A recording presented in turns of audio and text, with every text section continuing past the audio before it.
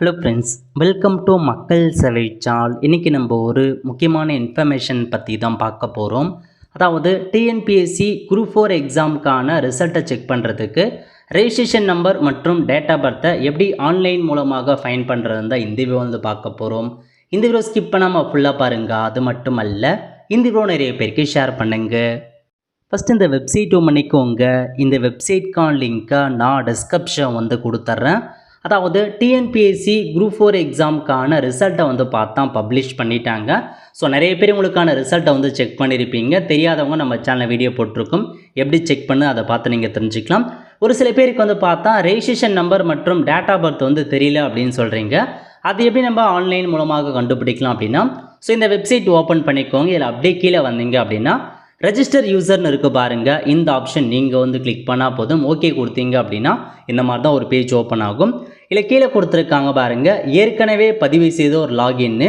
இந்த ஆப்ஷன் நீங்கள் வந்து கிளிக் பண்ணதுக்கப்புறம் ஸோ நீங்கள் குரூப் 4 எக்ஸாம் அப்ளை பண்ண சொல்ல உங்களுக்கான ஓடிஆர் கொடுத்துருப்பீங்க. அதாவது யூசர் நேம் மற்றும் பாஸ்வேர்டு, டிஎன்பிசிக்கான ஓடிஆர் என்ன, அதேமாரி என்ன பாஸ்வேர்டோ அதை நீங்கள் வந்து கொடுக்குற மாரி இருக்கும். கொடுத்துட்டு இல்லை ஒரு கேப்சா கோடு கொடுத்துருக்காங்க பாருங்கள், மேத்தமெட்டிக்கல் கேப்சா 24/5 என்ன, அந்த மாதிரி உங்களுக்கு என்ன கொடுத்துருக்காங்களோ அதுக்கான ஆன்சரை சால்வ் பண்ணி நீங்கள் சப்மிட் கொடுக்குற மாரி இருக்கும்.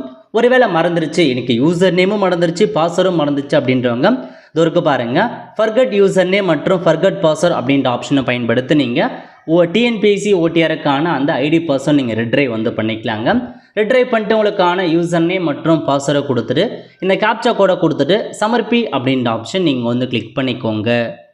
கிளிக் பண்ணதுக்கப்புறம் இந்த மாதிரி தான் உங்களுக்கான டேஷ்போர்டு வந்து ஓப்பன் ஆகும். உங்களுக்கான ஓடிஆர் இதில் கொடுத்துருக்காங்க பாருங்கள், அப்ளிகேஷன் ஹிஸ்ட்ரின்னு. இந்த ஆப்ஷன் நீங்கள் வந்து கிளிக் பண்ணிங்க அப்படின்னா இதில் நீங்கள் அப்ளை பண்ண எல்லா எக்ஸாமுமே வந்து ஓப்பன் ஆகும். இதில் போய்ட்டு நீங்கள் டிஎன்பிஎஸ்சி குரூப் 4 நேரம், அதாவது 7வது notification 7/2025 combined civil service examination group 4க்கு நேராக செகண்டாக கொடுத்துருப்பாங்க ரெஜிஸ்ட்ரேஷன் நம்பர்னு. இதாங்க உங்களுக்கான ரெஜிஸ்ட்ரேஷன் நம்பர். ஃபஸ்ட் இருக்கிறது அப்ளிகேஷன் நம்பர், அதை கொடுக்க கூடாது. செகண்டாக இருக்க பாருங்கள் ரெஜிஸ்ட்ரேஷன் நம்பர். இந்த நம்பரை தான் நீங்கள் இதில் வந்து பார்த்தா என்ட்ரு பண்ணுற மாரி இருக்கும். ஸோ ரெஜிஸ்ட்ரேஷன் நம்பரை கரெக்டாக கொடுத்துக்கோங்க. ஒரு சில பேர் என்னென்னா டேட் ஆஃப் பர்த் ராங்காக வருது அப்படின்னு சொல்லிங்க, தப்பாக இருக்குன்னு. கரெக்டாக நீங்கள் கொடுத்துக்கோங்க. உங்களால் கீபோர்டில் டைப் பண்ண முடியல பண்ணால் பக்கத்தில் கொடுத்துருக்காங்க பாருங்கள், டேரெக்டாக இதில் போய்ட்டு நீங்கள் டேட் ஆஃப் பர்த்தை சப்மிட் பண்ணலாம். அதாவது உங்கள் டிஎன்பிஎஸ்சி ஓடிஆரில் எந்த டேட் ஆஃப் பர்த் கொடுத்தீங்களோ அதை தான் நீங்கள் வந்து சப்மிட் பண்ணுற மாரி இருக்கும். டேட் ஆஃப் பர்த்தை நீங்கள் தெரிஞ்சிக்க அகைன் டேஷ்போர்டு போயிடுங்க.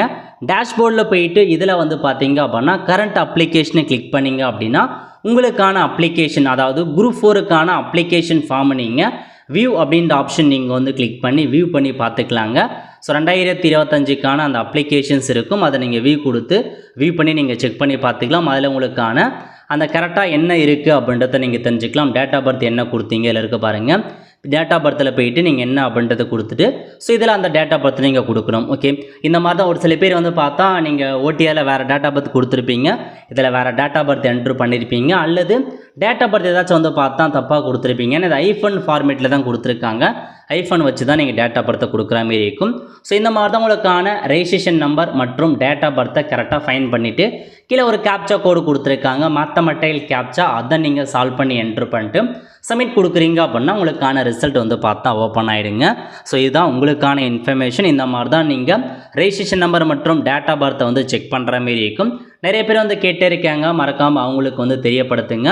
ஸோ ஒருவேளை உங்களுக்கு வந்து மறந்துருச்சு, ஸோ என்னால் யூசர் ஐடி பாஸ்வேர்டு மறந்துச்சு அப்படின்றவங்க நீங்கள் இதில் ஃபர்கட் கொடுத்துருக்காங்க பாருங்கள், பயனாளர் குறியீடு மறந்து விட்டதா இந்த ஆப்ஷன் நீங்கள் பயன்படுத்தி இதில் வந்து பாருங்கள் உடைய ஜாதி சர்டிஃபிகேட் நம்பரோ அல்லது 10th ரெஜிஸ்ட்ரேஷன் நம்பர் அல்லது சர்டிஃபிகேட் நம்பர் ஏதாச்சும் ஒரு நம்பரை கொடுத்துட்டு, இப்போ ஜாதி நம்பர்னால் உங்கள் ஜாதி சர்டிஃபிகேட் நம்பர் என்னவோ அதை கொடுக்கணும். இல்லை மார்க் ஷீட் நம்பர்னால் ரெஜிஸ்ட்ரேஷன் நம்பர் சர்டிஃபிகேட் நம்பரை கொடுத்துட்டு உங்கள் டேட் ஆஃப் பர்த்தை என்ட்ரு பண்ணிட்டு அடுத்த கட்டமாக மொபைல் நம்பரா இல்லை மெயில் ஐடியான்னு கேட்கும். ஸோ மெயில் ஐடினா நீங்கள் டிஎன்பிஎஸ்சி ஓடிஆரில் கொடுத்த மெயில் ஐடி என்ட்ரு பண்ணிட்டு சப்மிட் பண்ணுறீங்க அப்படின்னா உங்களுக்கான யூசர் நேம் வந்து பார்த்தா உங்களுக்கு மெயிலுக்கு கிடச்சிடும். அதேமாரி இதிலே உங்களுக்கு டிஸ்பிளேலே உங்களுக்கான அந்த யூசர் நேம் கொடுத்துருவாங்க. அதேமாரி பாஸ்வேர்டு மறந்துச்சுன்றவங்க சேம் அதேமாரி கடவுச்சொல் மறந்து விட்டது அப்படின்றத கொடுத்து உங்கள் டிஎன்பிஎஸ்சி ஓடிஆர் என்ன அதை கொடுத்துட்டு டேட் ஆஃப் பர்த்தை சைட் பண்ணிட்டு மெயில் ஐடி அல்லது மொபைல் நம்பரை கொடுத்துட்டு நீங்கள் என்ட்ரு பண்ணிங்க அப்படின்னா நீங்கள் கொடுத்த அந்த மெயில் ஐடிக்கும் அல்லது மொபைல் நம்பருக்கும் லிங்க் அனுப்பிடுவாங்க. பாஸ்வேர்டு ரீசெட் பண்ணுறதுக்கான லிங்க், அதை கிளிக் பண்ணி நீங்கள் பாஸ்வேர்டு வந்து சேஞ்ச் பண்ணிக்கலாம். ஸோ இந்த மாதிரி தான் ரெஜிஸ்ட்ரேஷன் நம்பர் மற்றும் டேட் ஆஃப் பர்த்தை கண்டுபிடிக்கிற மாதிரி இருக்கும்.